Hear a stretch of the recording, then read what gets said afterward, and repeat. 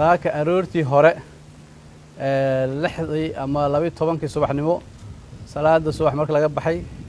ayaa gurigeyga ku yaalo magaalada Baydhabo ayaa waxa weerar gardara ah ku soo qaaday ciidan uu soo diray madaxweynaha xilka ka dhamaaday isagoo gacan ka helaya ciidanka militariga ama saraakiisha militariga oo ka tirsan ciidanka xoogga dalka Soomaaliyeed iyo kuwa nabad sugidda iyo kuwa booliska federaalka ah saraakiishaas oo qaar ka mid ah hore u sheegeen inay gurigeyga ay weerari doonaan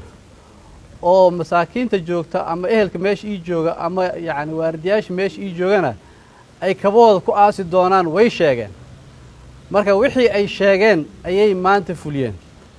madaxweynaha xilkiis uu dhamaaday 4 sano ayuu shacabka koonfur galbeed wuxuu ku hayay caga jugleyn xarig iyo tahdiid wixii markay ka dhamaadeen uu natiijo ka keeni waayay ayuu wuxuu go'aansaday in gacan ku hadal uu bilaabo marka waxaan u sheegaynaa lafta gareen waqtigaada wuu dhamaaday shacabkana maartay way noolaanayaan way sii noolaan doonaan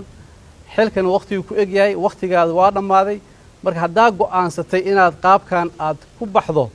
waa nasiib daro weyn shacabka Soomaaliyeed khaasatan koonfur galbeed oo duruufo amni iyo awaaro iyo maartay duruufo badan haysta maanta hadii damiirkaad uu ku siiyay inaad guri shacab weerarto runtii waa nasiib daro aad iyo aad u weyn Soomaalina waxa ka maqan wax la yiraahdo isla xisaabtan shacabka Soomaaliyeed ama koonfur galbeed haddii dawladda ay kula xisaabtami weyso iyaga kula xisaabtamay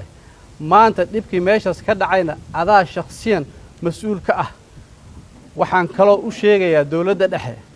doorkiina waa gabteen in muddaan ka hadlaynay oo aan sheegaynay inay dhibkan soo socdaan oo dawladda dhexe saraakiisha xagga u joogan ay qayb ka yihiin dhawaaqaas dhigaha ayaa laga furaystay waxaan ka xunnahay maanta in oo loo dhigo in laba qolo is haysato laba qolo isma haysato guri shacab ayaa la soo weeraray ciidan dawladeed ayaa soo weeraray marka arintaasi ma ahan arin oo laba dhinac is haysta ma ahan waa dad shacab la soo weeraray magac dawladeed lagu soo weeraray